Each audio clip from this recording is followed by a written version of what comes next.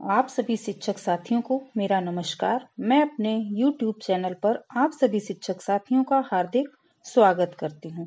साथियों, आज का जो वीडियो है वो बहुत इम्पोर्टेंट वीडियो है।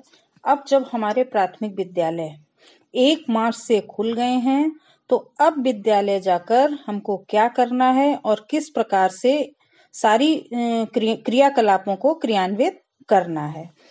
तो चलिए शुरू करते हैं। सबसे पहली बात कि 1 मार्च से 31 मार्च तक हम लोगों को क्या करना है।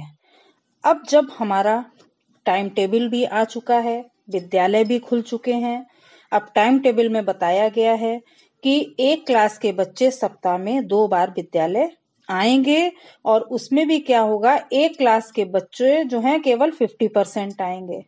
तो इस तरीके से क्या होगा कि प्रत्येक क्लास के जो बच्चे हैं वो सप्ताह में एक बच्चा जो है एक बार ही आ पाएगा।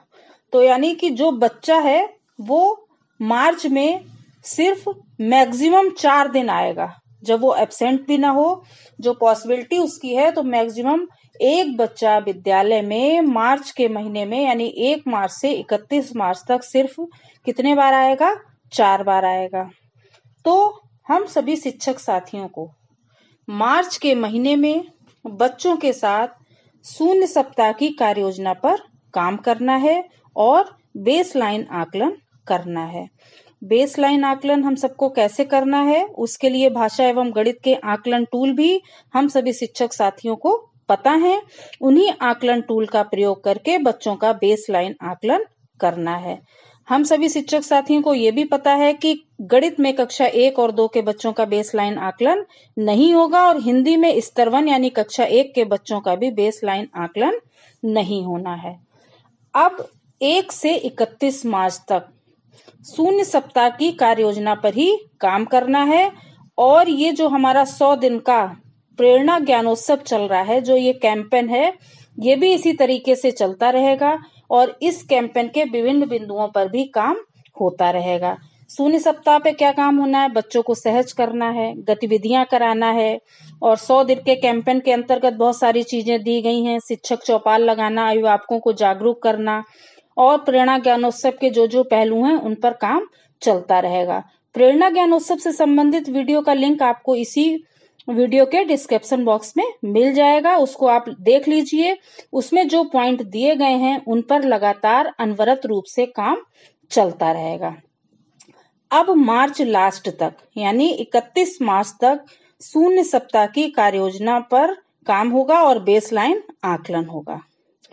अब जैसे मार्च में किसी कारणवश हम किसी बच्चे का बेसलाइन आकलन नहीं कर पा रहे हैं, तो अप्रैल फर्स्ट वीक तक उसका आकलन हो सकता है। और ये जो 100 डेज का हमारा प्रेरणा ज्ञानोत्सव कैंपेन चल रहा है, ये एज इट इज ऐसे ही चलता रहेगा जब तक ये अपने 100 डेज पूरे नहीं करेगा। अब मार्च भर तो ये काम हो गया। अब हम ये बात करते हैं कि हमारा न्यू सेशन कब से स्टार्ट होगा, बच्चों के एनुअल एग्जाम होंगे कि नहीं होंगे, बच्चे अगली कक्षा में कब जाएंगे, अगली कक्षा का वो कब पढ़ेंगे।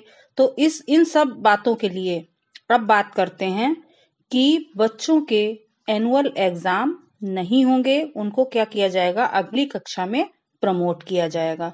और ये प्रमोट कब किया जाएगा? तो शिक्षक साथियों, इस बात पर आप विशेष ध्यान दीजिए कि जो हमारा रजिस्टर में प्रमोशन है वो 1 अप्रैल को ही हो जाएगा। यानी जो कक्षा 1 में बच्चा है वो 1 अप्रैल 2021 को कक्षा 2 के लिए प्रमोट कर दिया जाएगा। इसी तरीके से 2 वाला 3 के लिए और 3 वाला कक्षा 4 में और 4 वाला कक्षा 5 में और 5 वाला कक्षा 6 में प्रमोट कर दिया जाएगा। परंतु प्रमोट होने के बाद बच्चों को नई क्लास में नहीं जाना है। उन पर जो है 1 अप्रैल से समृद्ध कार्यक्रम के लिए बुकलेट दी गई हैं। उनमें जो 8 सप्ताह की कार्य योजना दी गई है, अब उन 8 सप्ताह की कार्य योजना पर काम किया जाएगा और ये काम पूरा अप्रैल, मई और जुलाई तक चलता रहेगा। जब 8 सप्ताह की वो कार्य योजना हम पूरी कर लेंगे, इसके बाद बच्चे जो हैं वो अगली कक्षा में नियमित रूप से 1 अगस्त को जाएंगे। जिनका हम लोगों ने रजिस्टर में डॉक्यूमेंट में 1 अप्रैल को प्रमोशन किया था, जिस कक्षा 1 वाले बच्चे को वो नियमित रूप से कक्षा 2 में 1 अगस्त से जाएगा। तो कहने का मतलब है कि बच्चों का रजिस्टर में डॉक्यूमेंट में जो प्रमोशन होगा वो 1 अप्रैल 2021 में बच्चा अगली कक्षा के लिए प्रमोट कर दिया जाएगा, परंतु नियमित रूप से जो अगली कक्षाएं चलेंगी वो 1 अगस्त 2021 से चलेंगी।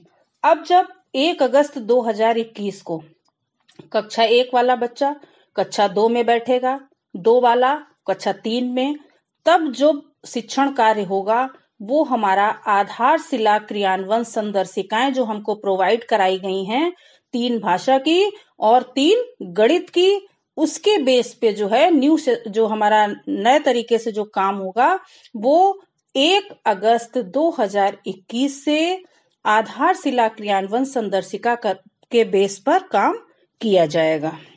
और जब 1 अगस्त 2021 से नई क्लास पे जब काम होगा, यानी नियमित तौर पे कक्षाएं नए क्लास के लिए उसका सिलेबस पढ़ाया जाएगा, तभी हम लोगों को अपनी डायरी को भी मेंटेन करना है। तो शिक्षक डायरी को भी कब से मेंटेन करना है?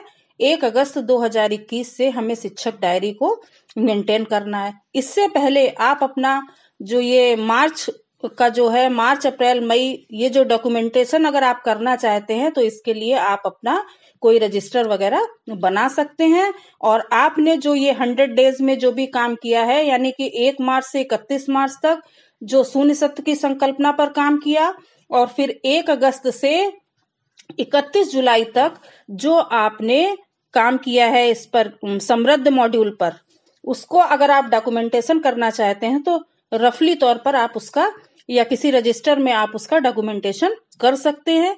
परंतु जो शिक्षक डायरी दी गई है, तो जब नई रेगुलर क्लासेस चलेंगी तब जो है 1 अगस्त 2021 से हमको डायरी मेंटेन करनी है।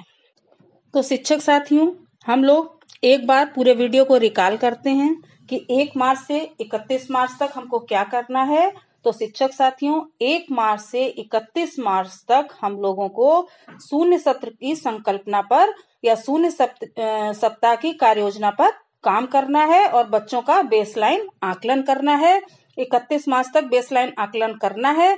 बाई चांस कोई बच्चा रह जाता है तो अप्रैल प्रथम सप्ताह में भी उसका बेसलाइन आकलन किया जा सकता है। फिर 1 अप्रैल से 31 जुलाई तक जो हमारा काम होगा वो समृद्ध मॉड्यूल पर काम किया जाएगा। बच्चों का जो प्रमोशन है वो डॉक्यूमेंट में 1 अप्रैल से कर दिया जाएगा, परंतु बच्चा उसी क्लास में रहेगा और जो 8 सप्ताह की कार्य योजना समृद्ध मॉड्यूल में दी गई है उसी पर काम चलता रहेगा। और 1 अगस्त से बच्चा नए क्लास में जाएगा और आधारशिला क्रियान्वयन संदर्शिका पर काम किया जाएगा और तभी से शिक्षक डायरी भरनी है। तो साथियों, इस वीडियो में इतना ही। अगर आपको ये वीडियो अच्छा लगा हो तो इस वीडियो को लाइक करें, शेयर करें, और अगर आप हमारे चैनल पर पहली बार आए हैं तो हमारे चैनल को सब्सक्राइब करें। बेसिक शिक्षा विभाग के सभी इन्फॉर्मेटिव और सपोर्टिव वीडियो देखने के लिए आप जुड़े रहिए हमारे चैनल प्रीति स्पीक से। Thank you.